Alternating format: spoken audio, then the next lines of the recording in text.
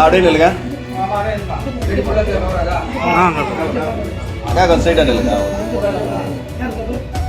அவங்களுக்கு தான் கரெக்டாக இருக்கு.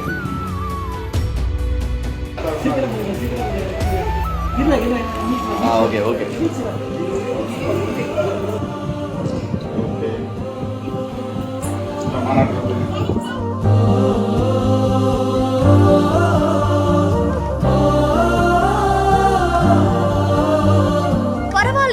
கட்சி கொடியோட நிறமான சிவப்பும் நீலமும் இருக்கு, அப்படியே நம்ம சின்னமான ஸ்டாருமே இருக்கு அப்படின்னு கட்சி கொடி மாதிரியே இருக்கிற புடவைய திருப்பி திருப்பி பார்த்த திருமாவளவன் அவர்கள்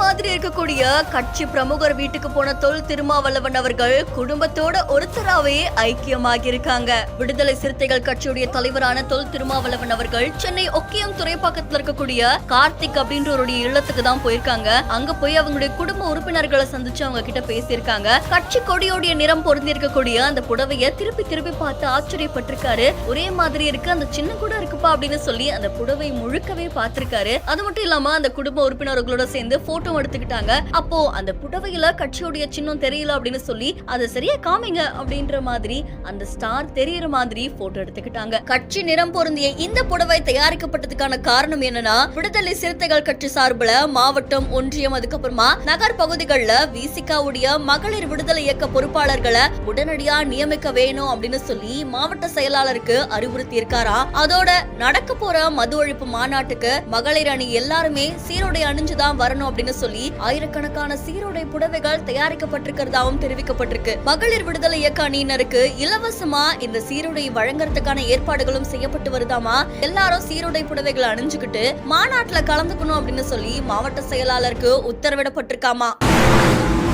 சினிமா பட பாணியில் காரை சேசிங் செய்த 10க்கும் மேற்பட்ட கும்பல்.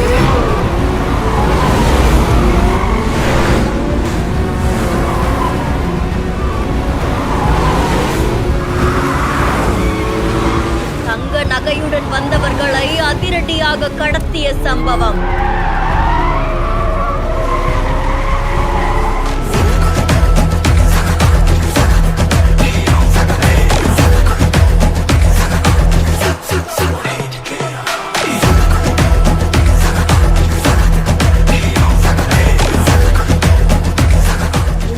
அணிந்து கொண்டு சுமார் 2.5 கோடி மதிப்புள்ள தங்கம் திருடப்பட்டது பெரும் பரபரப்பை ஏற்படுத்தியிருக்கு.